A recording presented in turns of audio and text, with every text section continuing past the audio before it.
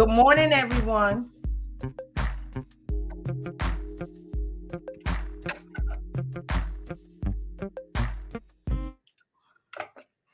Good morning, everyone, and welcome to Invitation to a Conversation. I hope everyone had a blessed new year, and thank you for tuning in to my first show in the new year of 2023. This morning, my guest is Tradena Hill. She's the mother of Christopher Holloman. Good morning, Ms. Hill. How you doing today? Good morning. I'm doing well. How are you? I'm doing fine. I'm doing fine. Thank you for accepting my invitation to a conversation and coming on to talk about a subject that's so dear to your heart.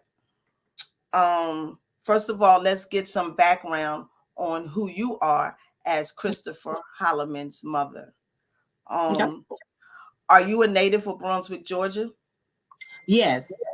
Born and raised for my first 17 years of life. So yes, I am a Brunswick girl.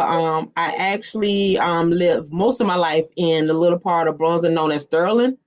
So yes, I am definitely a Brunswick. I went to Wells Millet Elementary School. I went to Glen Middle School, and then I did 3 years of high school at Glen Academy. And before we continue this conversation, so we won't keep our audience, well, my community in suspense, just let them know what this conversation is about. Open wounds with the death of Christopher Holloman and his grandparents. What day did it happen? It happened on June the 18th. 5 years ago. Well, it's going to be 6 years this year, but in 2017. Okay. It was actually Father's Day. Mm, mm. And tell us a little bit about you up until the time when you thought that when you found out that you were having a child, up until the birth of Christopher. Oh, I was a teenager. When I had Christopher, I was a teenager. My mom and my dad, who are both from Brunswick, um, I had the best of childhoods. I'm a country girl. I have very involved grandparents, especially on my mother's side. I still have my grandmother is still living on my mother's side. She's 89 years old. She'll be 90 this year. Good Lord will. And so, I mean, I just always had that family community around me in my life.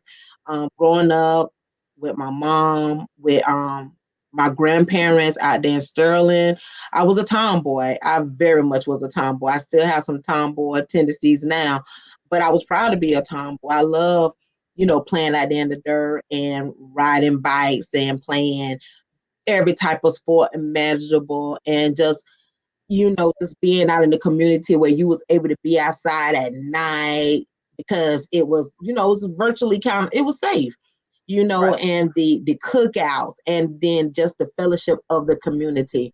My grandmama stayed in the area where we had, the neighbor kids grew up with my mother and her brothers. Just everybody just knew each other. Then you had the next generation, which was my generation. And so we all grew up together. And on my mother's side and my dad's side, I'm the oldest, but my mother and my father, um, for years have been separated for years. So I have a sister on my mother's side who's 7 years younger than me. And then on my dad's side, the youngest sibling is almost, I think, 9 to 10 years younger than me. So I had siblings, but I was more like not an only child, but just the older child. Mm-hmm. Like I said, my grandmother, Miss Sweetie Mae Brown, most of everybody in Brunswick know my grandmother. Her name fits her character. Um, my mother, Callie Brown, my granddaddy, J.W. Brown, may his soul rest in peace. They really had a great influence on my life. Then I had my grandparents and my dad who lived in town off of Wolf Street. Everybody in Brunswick knows Wolf Street. And so So that's where they lived at. And my dad also stayed over there. I think it was Perry Park Apartments.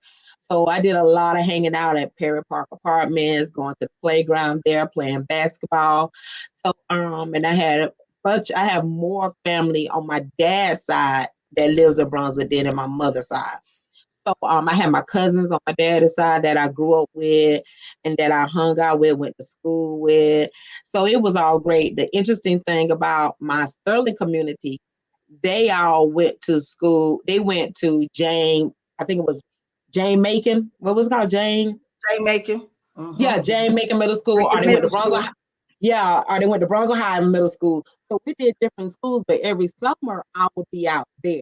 So and it stopped me from being Glenn Academy all the way. I don't care if they did go to Brunswick High.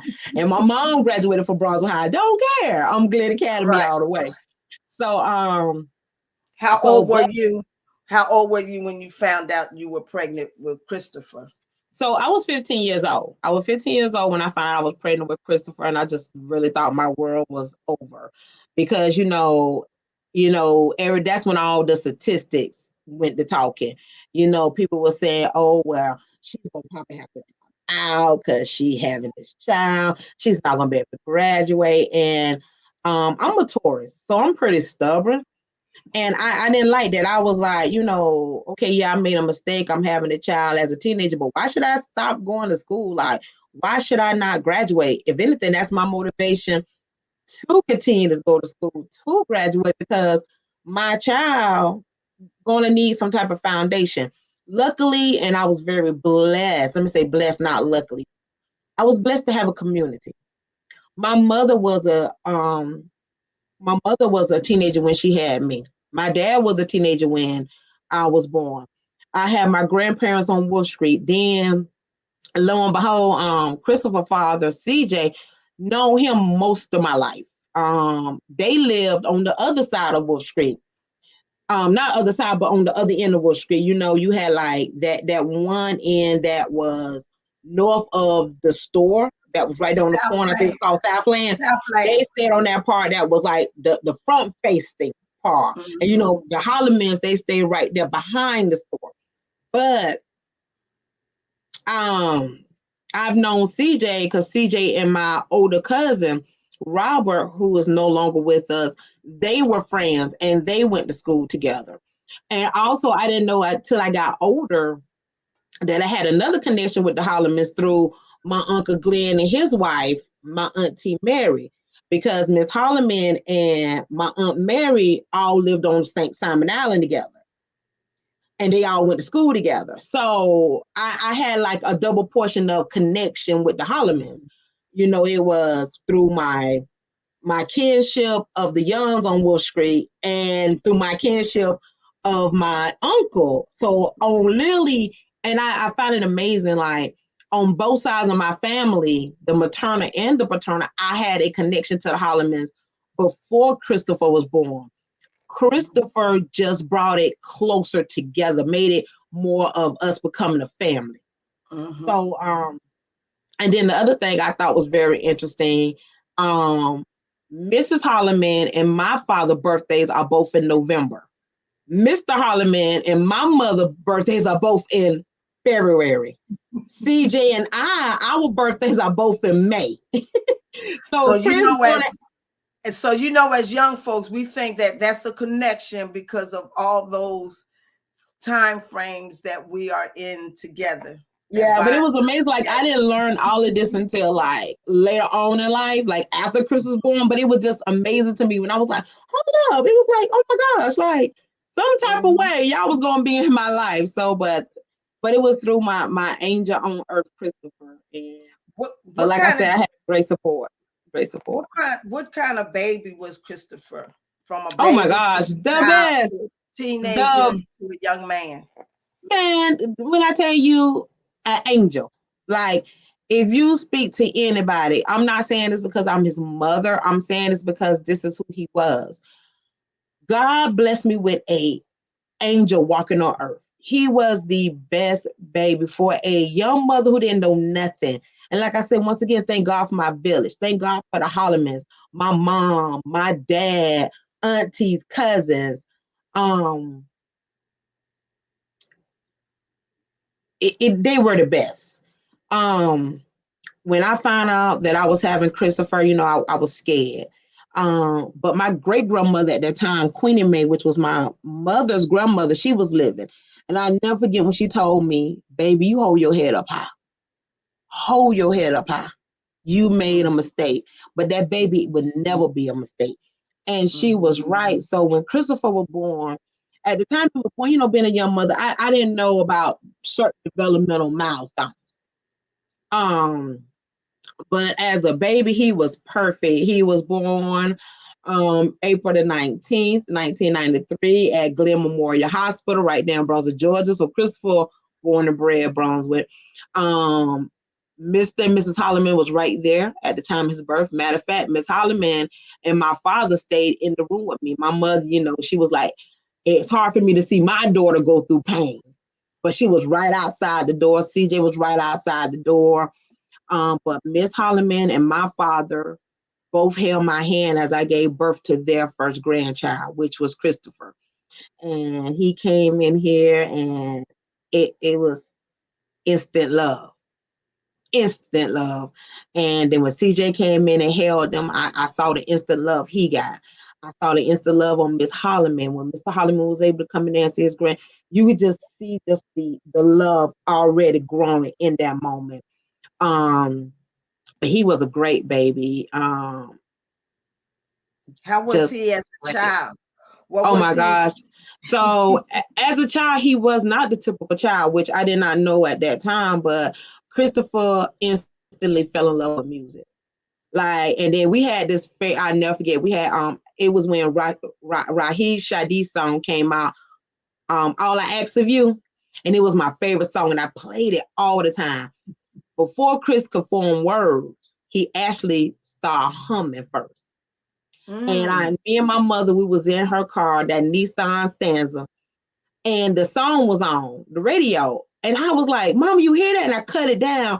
And Chris was in the back of his car seat humming the parts of the song. And you knew what the song was.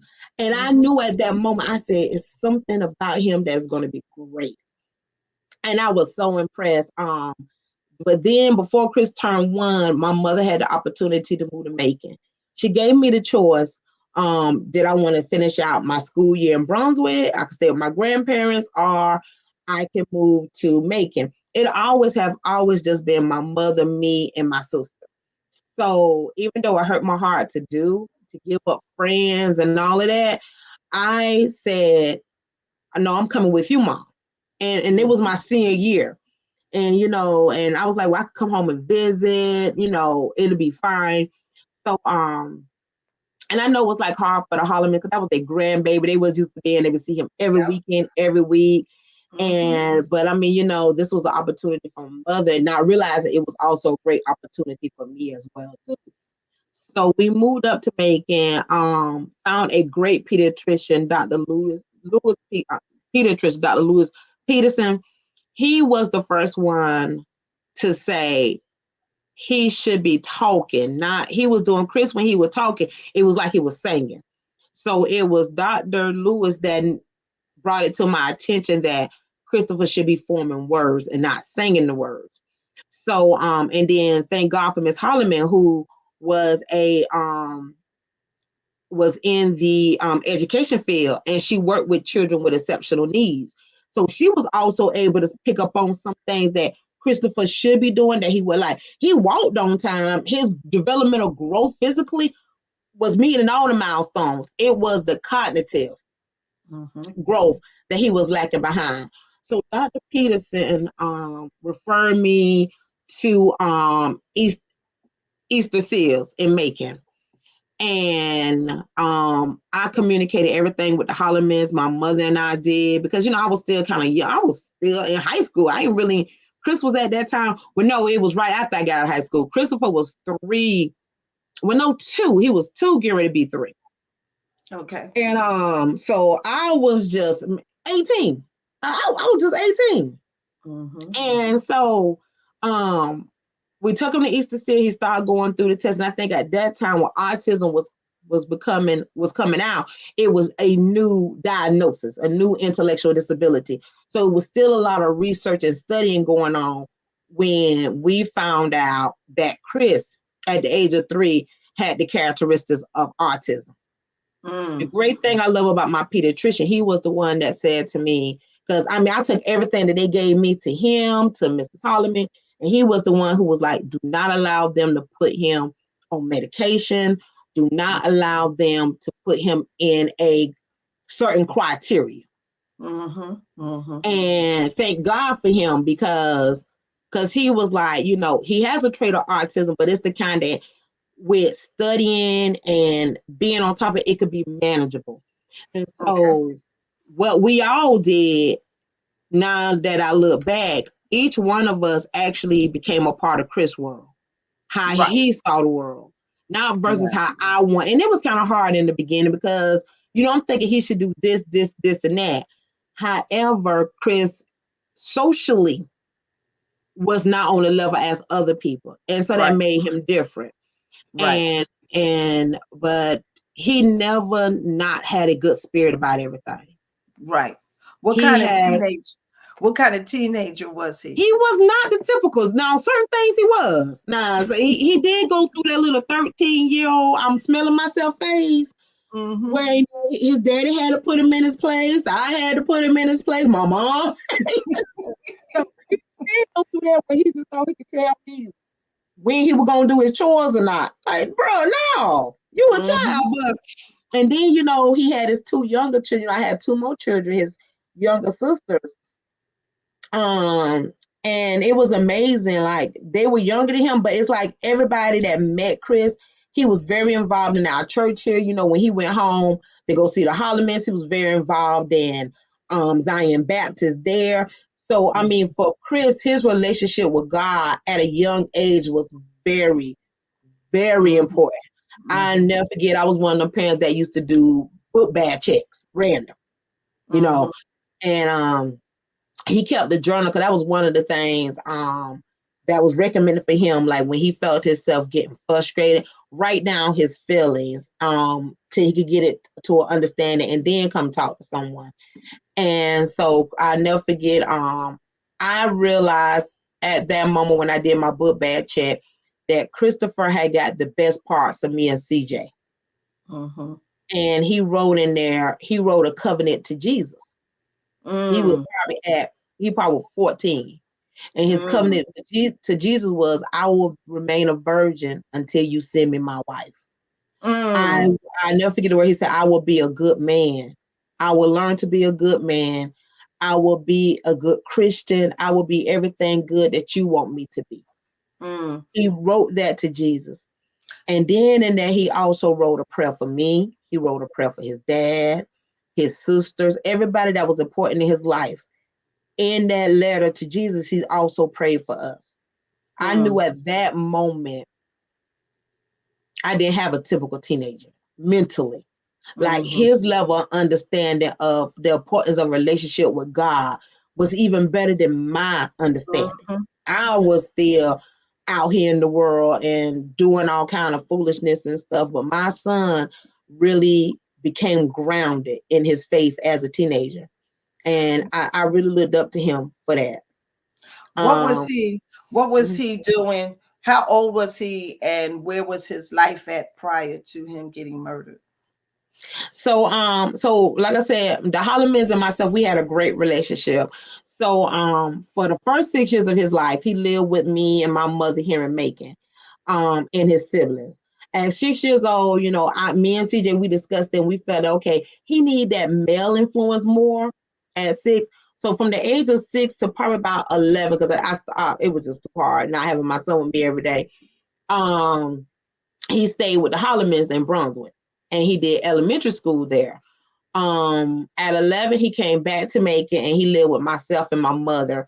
And he finished out elementary school. He did middle school and he did high school here in Macon. But almost my mom, since her mother lived in Brunswick, would go home every month, 1 weekend a month, to go check on my grandmother. So Christopher always would go. And it used to tickle us so bad It's like soon as Chris' feet would touch Brunswick soil, Mr. and Mrs. Holloman, and Mr. Holloman used to call him Ski. He used to come, they used to come and get their ski. Or sometimes when we got in Brunswick, we'll just drive them straight over there. But if we had to go out to Sterling first, trust and believe they was there getting their grandbaby. I mean, never hesitated. Holidays, like I said, we had a great relationship. Summertime, Chris was with them. He would still do his family vacations and stuff with us as well if we had family, because we have family traditions. But a lot of time, what was so great, we merged our families together. So a lot of events, like my high school graduation, Mr. and Mrs. Holloman was there. My college graduation, Mr. and Mrs. Holloman was there. Right. So y'all just became one big family. Big family. So yes, it wasn't really right. They went on cruises with my mother. We did like a lot of family stuff together, which was great. What was Christopher's career choice? So when Christopher graduated from high school, and he graduated with A's and B's, I think he only had one C.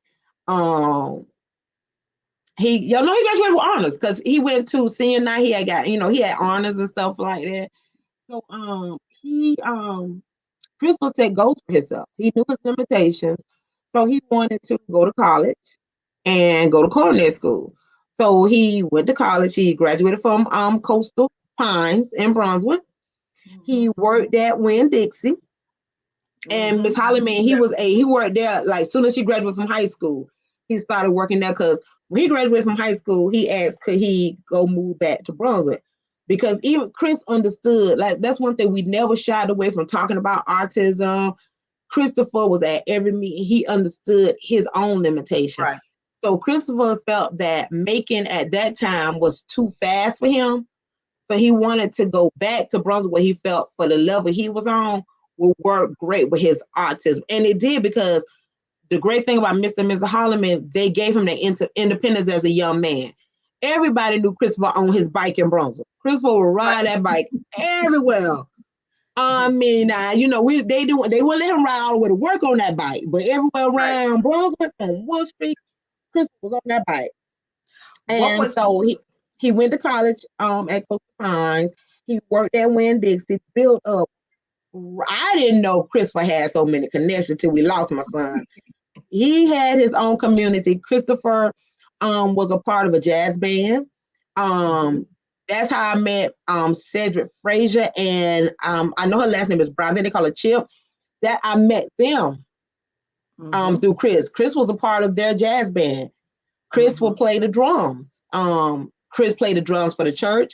Chris was teaching himself how to play the guitar and the keyboard. Chris wrote music. He wrote gospel rap songs. He have if you go on this Facebook page, there's videos of his music that he wrote himself. There's and I play it every Mother's Day and every birthday, because my birthday and Mother's Day is in the same month. He did a song to me, and I play it every day. I saved all his videos. One of his favorite songs that he did is called When I See You. I see you when we get there. And I listened to it last week, and every time I listen to it, it just touched me. My son was very talented, very, very talented. He performed. He had a YouTube page. He was into Comic-Con. That's how me and Chris really bond. We both are avid lovers of books. Chris was the only one of my children that would go with me to the library or the bookstore and didn't mind spending hours in there, because he understood my love for books and I understood his love for comics.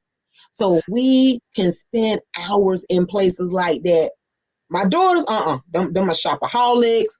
They ain't trying to stay in there, but my son, we bonded over that. So he was very talented. What was some of his goals, dreams, and hobbies? So his hobby was his comics, movies, and music. Writing music, performing music definitely was his hobby and his passion. What was his favorite foods? Oh gosh, anything that tastes good.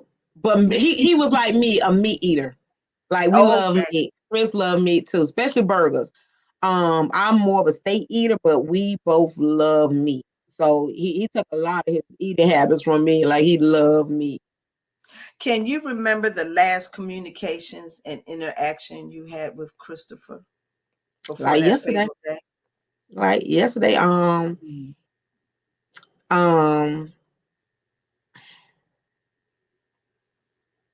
Christopher and I would talk every month, if not every week.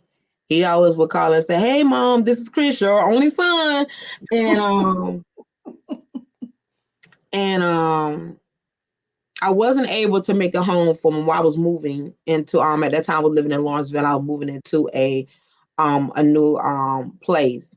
And so, but thank God my baby girl, because she was in the military at that time, her and my mother and went to Brunswick, and it was this Memorial Day thing they was having. The Hollimans was there. Christopher took a lot of pictures that day with everybody. And and he did his traditional call and wish me happy Memorial Day, and we talked. And but there's one conversation I never forget. It was actually our last family vacation together. It was in September of 2016. um we thought we was going to be able to go see my daughter, who was just in basic training, and we wasn't able to, and I was so sad and I was so depressed. And so we decided to just do a trip to my sister who stayed in Temple, who still live in Temple with her family. So we decided, okay, well, Chris had took that week off. I took that week off. And we was like, okay, let's not get depressed. Let's go down there. As a mother, this is my baby. This was her first time away from home. For me, I'm depressed. I needed to see my child. And I couldn't. And I never forget, I was crying. And I was in the bathroom crying. And Chris knocked on the door. And I said, yes, son. And he said, Mommy, please stop crying. I'm here. I got you. And Hmm. he held me in his arms. And I told him, I said, thank you. So I'm going to be okay. And he was like, and then I don't know. I think Chris was preparing me and I didn't realize it. But he Hmm. said something to me. He said, Mom, I just want you to know that I have accepted the fact that I would never get married and I would never have kids. So Hmm. I was like, no, I'm thinking he's thinking about his autism. I said, no, Christopher, God is wonderful. He has somebody out there for you. If anything, whoever you marry, gonna love the fact that you're such a routine man that once you tell and you love having final things. And that's one thing about Chris. He knew how to save money. He knew how to, when that young man started working, he knew how to save some money and get the things that he liked. And I said, oh, Right. and she gonna love it. I said, the only thing she gotta do is just tell you when the bills are due, and you gonna make sure they pay it on time because you're such a organizer. He said, no, mommy, I'm not gonna have a wife. I'm not gonna have Hmm. kids, but I'm okay with that. So Hmm. I thought he was just saying that because of the autism. I now come to believe that he was trying to prepare me. And then you segueing into my next question. Just Mhm. briefly, how did you find out about the murders and what were you doing at that time? So it was a Sunday. Um, I was at church. I was going to a church in Duluth, Georgia. Wonderful church called Friendship Baptist. And no, was yeah, I was going there, and I have already was going through some things personally, and I really wanted to build up my relationship with God. I didn't know at that time God was preparing me. I had started taking what was known as discipleship classes with Friendship Baptist. So I would do my Sundays with Friendship Baptist, and I had another church I was going to for my Bible study, which was Holy Trinity in Alpharetta. They did it during noonday, and I was able to take my lunch break and go there. But on this particular Sunday, I was at church, and God knows, I'll never forget the day. Um, Pastor Karen said, I gave a testimony that Sunday, and my words were, I don't know what God is preparing me for, but I know I'm equipped to handle it. I'm Hmm. ready. And I kept saying, and I was crying, and I was like, I don't know what it is, y'all, but I just feel, and I felt it for weeks and days Hmm. before that day. It just like something inside of me. It was like was being poured into me, and I was crying, and I had to talk with my church family about it, because I thought maybe one of them would kind of understand what I'm going through.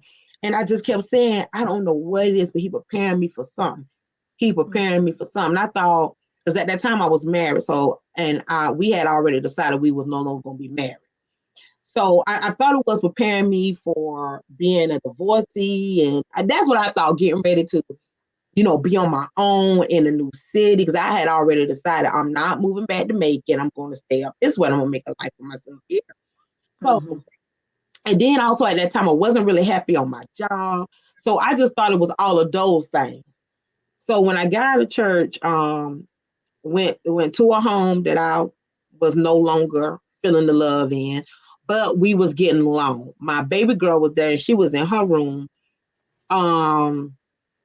And so we were about to watch this movie called The Accountant. To this day, I can't bring myself to watch that movie. But we was about to watch this movie, The Accountant, and I just kept feeling so, it's true what they say. At that time, I didn't know that what I was feeling, but I just didn't feel right on the inside of me. On the inside of me kept feeling funny. So then my cousin Dewani, she called me, and they called, on my daddy's side, they called me Tree. She said, Tree, there's tape around the Holloman's house. I like, what you mean tape? And so I got the phone with her, and I went to calling Chris' phone, even though on Sundays he don't work. He was just that devoted to church. But I was praying to God. I was like, God, please let my baby answer this phone. Please let my baby answer this phone. So in the midst of calling him, I was calling my daddy. And I said, Dad, I don't know what's going on. Get over there to the Holloman's house. It says tape around the house. He's like, okay, Tree, I'm on my way over there. So I went back to call him. But I knew. I knew. Because my breath caught. Right when my breath caught, my baby screamed. And I screamed. And my husband at the time, he grabbed the phone, and my baby girl ran in there. She said, Mommy. And I just screamed some more. I didn't even have to hear the words.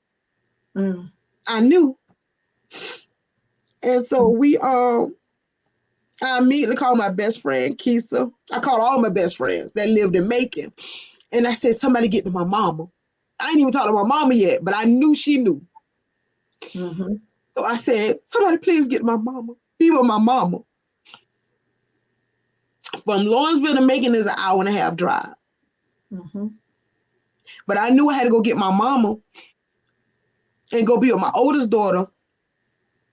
And I was saying to myself the whole time, God, please don't let this be true. I still haven't heard the words, but I just knew. I didn't even let my baby go into full sentences. Her scream said it all for me. So we made it to Macon.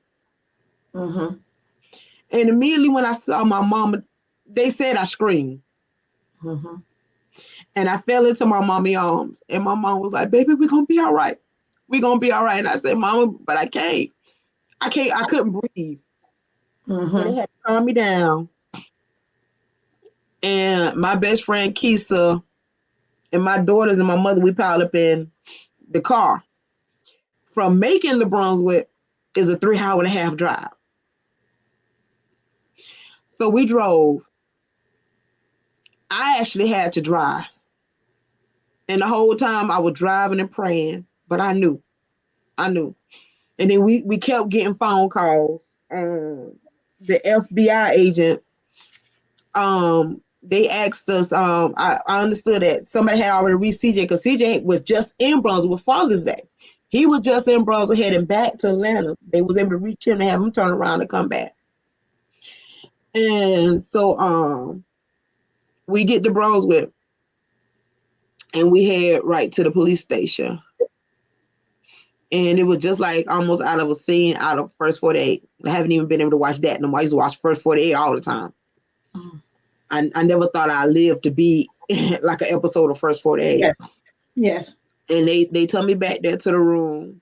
And then when they asked me questions about Chris, do Chris have anybody that don't like Chris or anything like that? Because I think, at that time it was gathering evidence or whatever. And I was like, no, my son was the most kindest young man out there. He wasn't out here in the streets. He wasn't part of anything like that. My son was church going. The most he ever did was go play for his band at night. Jazz music. Other than that, work, school, home, comment stores, libraries, DVD stores, music stores. That was Chris. And then that's when the FBI agent confirmed that my son and his grandparents was killed. What do you know? What did the police say happened? What do you know what happened? Only thing at that time when they told me that, when he confirmed that he was killed, they believed it was a home invasion.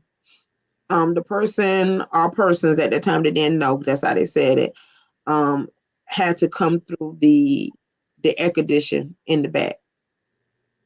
Came through that window. And there's a video on my son's Facebook page. His last recorded video he did. He was practicing.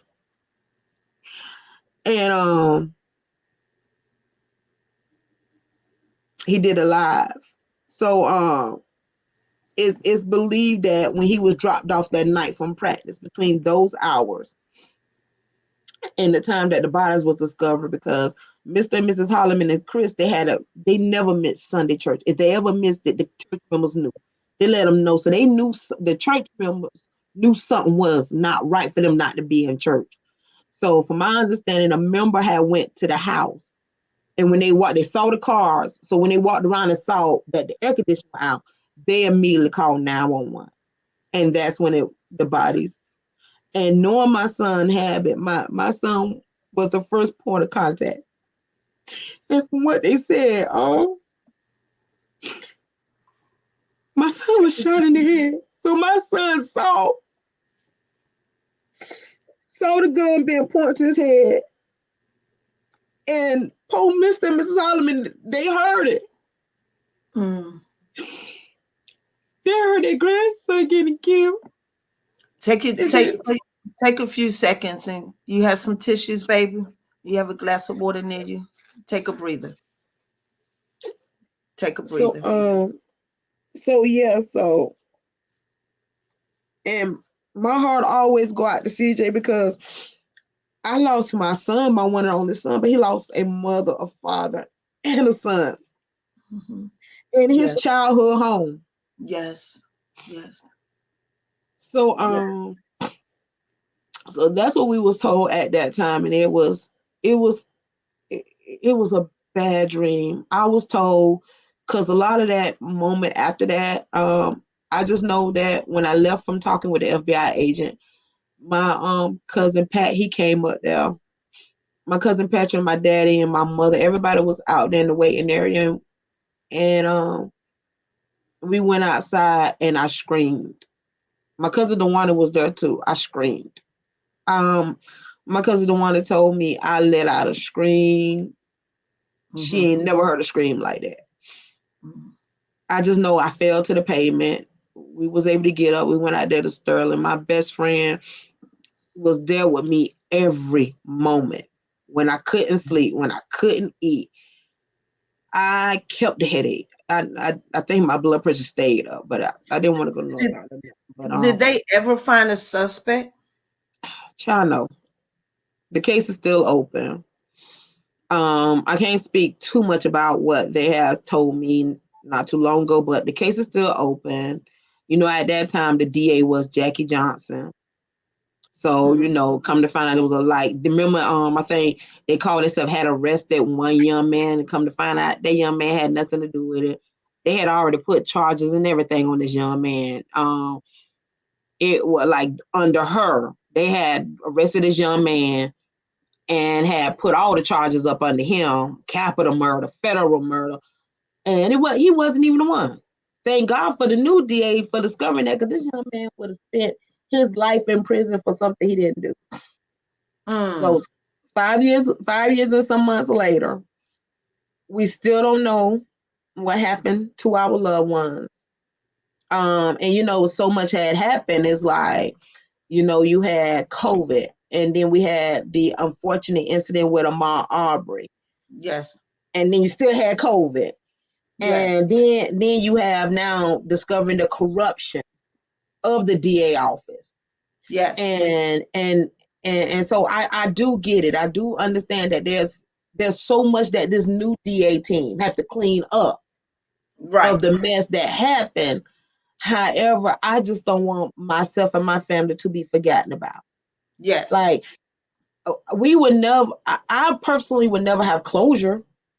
Right. Like, I don't care, when people come to me, and I just want to let people know this is the dumbest thing you can say to somebody or ask somebody when they're suffering the loss of a loved one to murder. Do you know why? Every young Black man is not in the game. Right. Every young Black man do not run these streets. Right. That was not my son. But do you know that was one of the things some people try to say?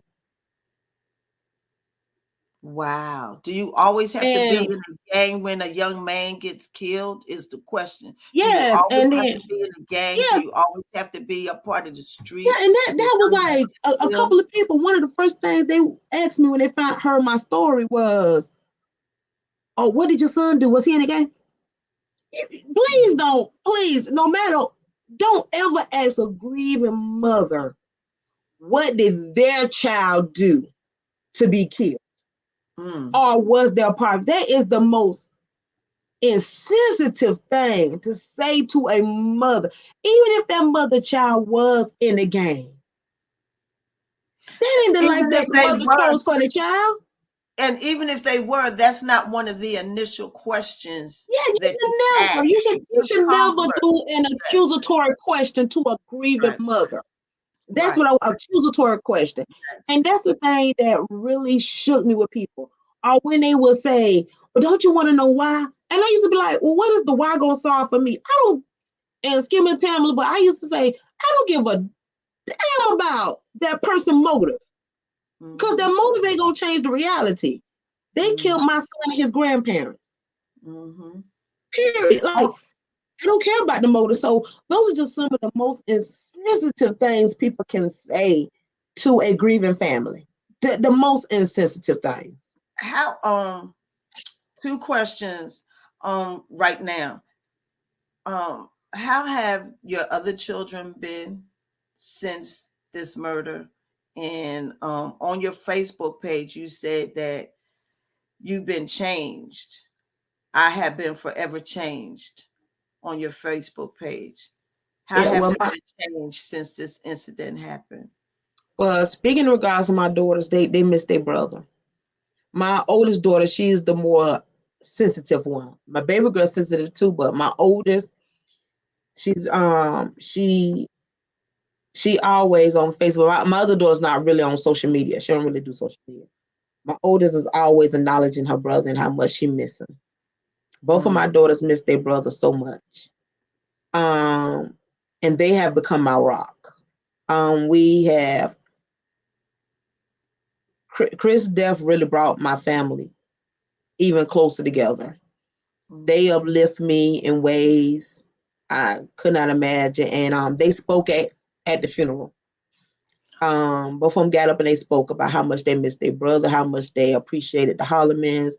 And they reminded me that, Mama, we need you too. So it has brought us really closer together. They're coping in their own ways. Both of them are doing really well in life personally, but they miss their brother. That was from their mother, that was their only brother, their oldest brother, their big brother. And they was very protective of him. Even though they was the younger siblings, you better not have tried to pick on Christopher and they found out about it. They were gonna come get you. So they were very protective, and that was their brother, and they missed him. My mother, that was her first grandson. My daddy, his first grandson.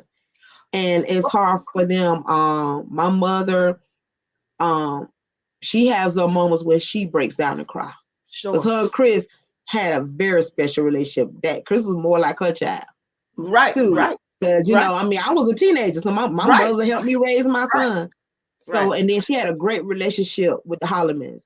My grandmother, that was her first great grandson. Right.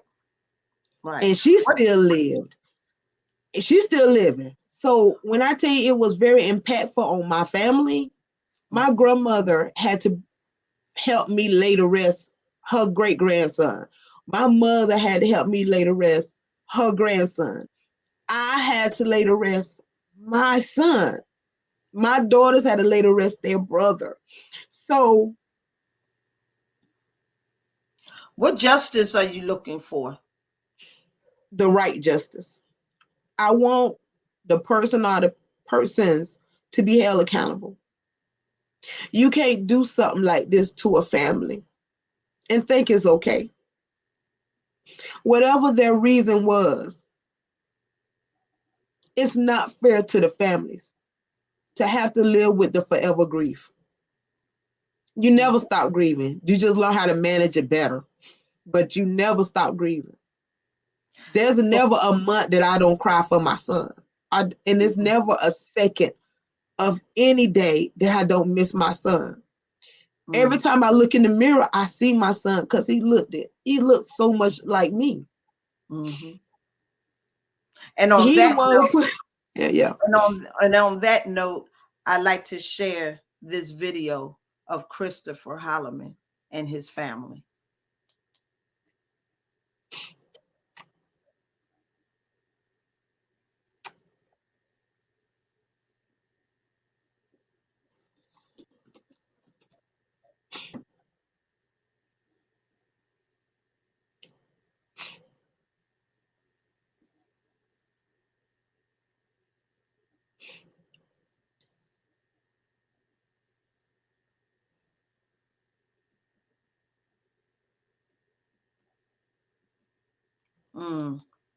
Thank you for sharing that. Thank you for sharing that. Thank you for No sharing. problem. No, thank you for reaching out and asking me to inviting me to a conversation. Yes. And in a lot of ways, this helps with some of the healing process. Yes. Yes. Speaking about it and communicating and letting it out and let those tears flow and share your story with others, because there's a lot of people out here who have gone through what you're going through. Yes, And it's one a of the club things that and one of the things that's sticking with me right now is when you said the last conversation you had with Christopher and he embraced you and said that he wasn't going to have any children and he wasn't going to get married. And now you're meshing that together with he already had an understanding that yeah. his I mean, time. I want to believe, and I am going to continue to believe that God had already, in His wonderful wisdom, took that angel back with Him.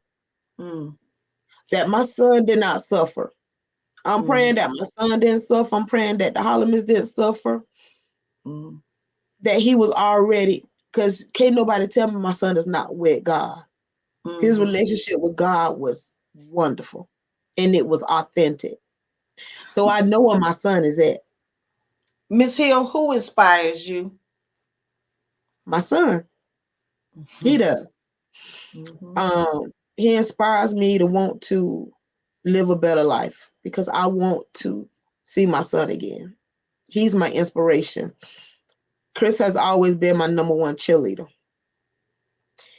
And so he is definitely, outside of the wonderful women in my life, my son inspires me to, I always hear him in the back of my head say, every time I get sad, I get discouraged, I hear him always say, "Hey mom, this is Chris." and Mm-hmm.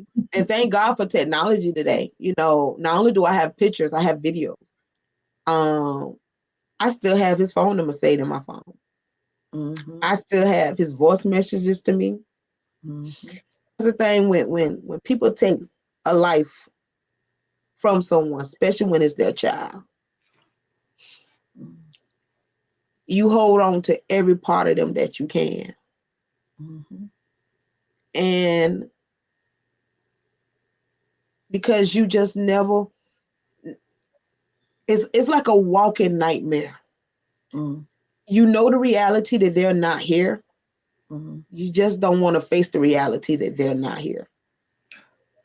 Ms. Hill, what's your favorite scripture, phrase, or testimony? I can't pick just one favorite, but my yeah, because I mean, if you could see my wall now, I always put motivational things on my Mm-hmm. wall to keep me going. I always put positive affirmations on my wall around my mirror because as a mother who lost a very important part of herself, Mm, I have to fight constantly not to go into a dark part of me mm-hmm. that wants Mm-hmm. to give up because I Mm-hmm. have to think about my daughters and Mm-hmm. my family and myself and my Mm-hmm. God. So one of my favorite scriptures is the one from Isaiah, and it's the Isaiah 40 and 31, which is the one that said, those who wait upon the Lord shall renew their strength. They shall mount up on wings like eagles. They shall, they shall run and not be weary. They shall walk and not grow strong, not be faint. That's one of my favorite.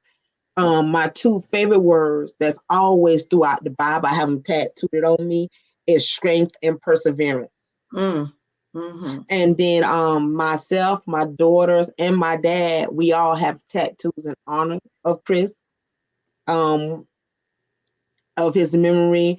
But that's my favorite scripture. My favorite words are strength and perseverance. And one of my favorite quotes that when I find myself, it's two favorite quotes that I have that if I find myself becoming frustrated or discouraged, one is inner peace begins the moment you choose not to allow another person or an event to control your emotions. My Mm, other favorite quote is I am allowed to be both a masterpiece and a work in progress. Those are yes, my two favorite. yes. What's next for you? So definitely continuing my calling, which is always to be in some shape or form an advocate for people. I realized my calling years ago when I first started off as a foster care case manager for DFACS. And I knew then that advocacy was going to be my calling in life. So now I'm very fortunate to continue to still be doing advocacy, but I'm doing it in a way that honors my son. And that's I work with individuals who have intellectual disabilities who receive waiver funding from the state of Georgia to help them live in communities and not institution.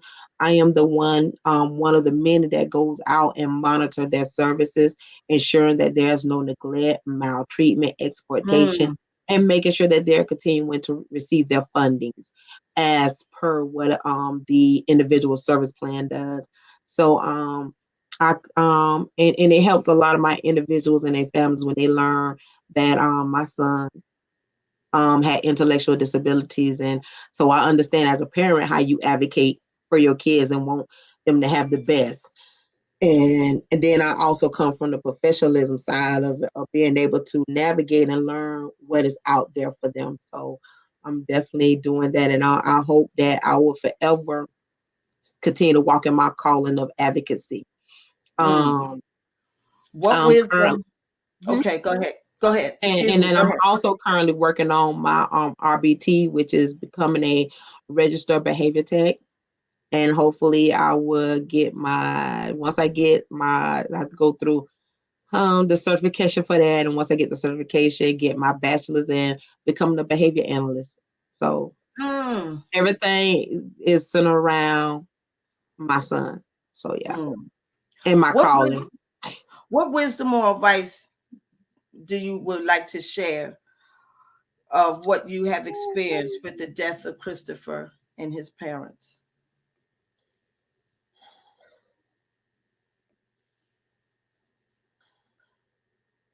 That one small positive thought each day can change your day. Mm, That even in your darkest moments, you can find laughter and you can find reason to smile. For a minute, I didn't think I was ever going to be able to find joy. and happiness. But then you realize that you have to. Yeah, it's a cliche. We hear it all the time when people say, well, do you think they will want you to live like that? And it's true. You have to start thinking of that. Do you think they will want you to live a life of isolation, Right. of depression? Right. No. Then there's nothing wrong with seeking help. There's Right. nothing wrong with getting a therapist. I know we still in the Black community have that stigma, Right. but we need to break that. Right. Go to a therapist. I seek whether it's a professional, your spiritual advisor, whoever. Talk to somebody, journal. I have moments where I will write down frustrations or stuff. I will write it, but Mhm. the best advice I could give to someone is what I have been extended to me was it's okay to grieve. Mhm. 5 years later, and I still grieve. I There's have no time met, limit. yeah, There's I no have time met limit. women, yeah, I have met women who have lost their children years ago, There's no time limit. and they still have those moments when they cry.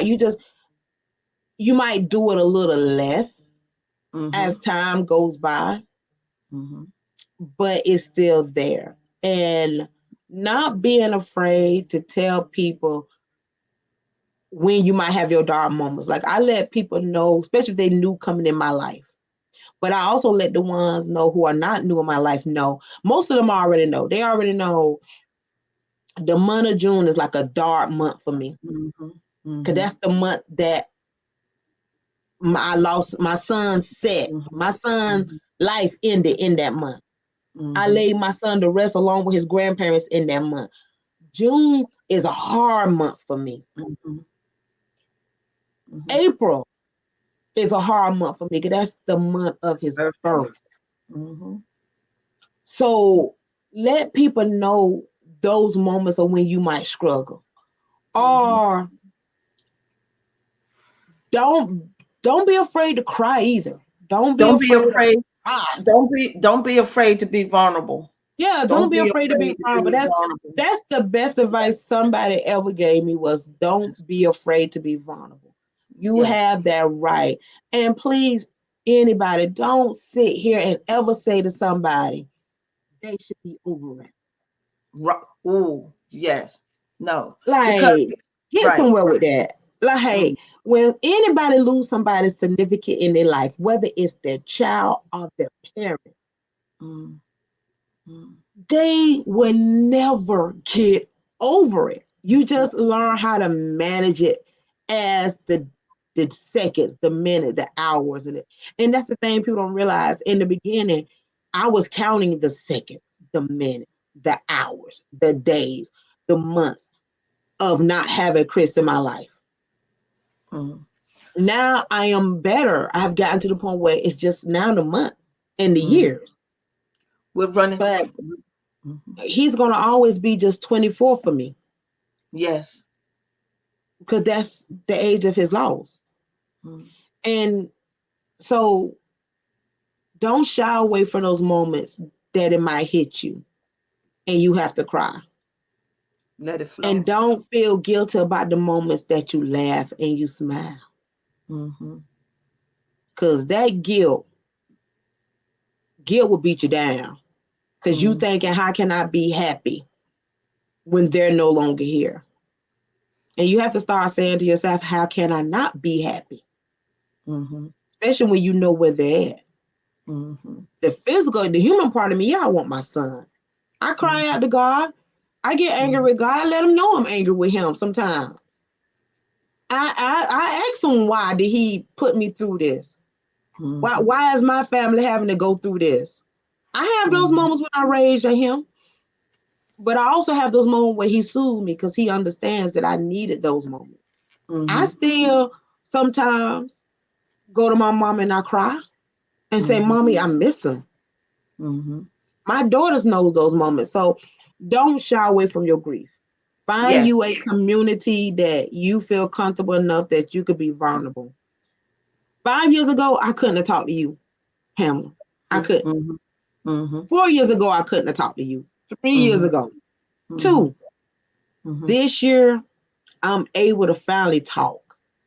Your tears are somewhat turning into smiles. They The are. grief is lessening. And so on that note, Ms. Hill, Yes. I want to tell this community to continue to pray that you find closure in those that took Christopher and his grandparents from this Thank earth. you. Thank you so much. And I want to thank you for allowing me to speak and inviting me to this invitation of a conversation. This is great. This is wonderful. And continue to do the good works that you are doing. And I hope that no matter whoever hears this, I pray that it touched their heart. And I will say to them that I say to everybody that I meet who share their story with me of loss. If you need somebody in your corner that you feel like will understand the gravity of it all, please do not hesitate to reach out to me. I'm on. Don't nobody else have that name, Tradena. I am very unique. So Yes. if they just want to just say, hey, because it's a club that none of us ask to be members of, Yes. but it's a club where we all need each other. Yes. Yes. And So, on that note, have a happy new year. You too. Be blessed. Be blessed. And I'll pray for you. And I'll check Thank in on you. you from time to time. And let me know the next time let me know when they have closure. I will. Well, my goal is to keeping a update on Facebook on where we at with everything. Yes. Thank you. Thank you so much. I appreciate you. Bless you. Take care. You too.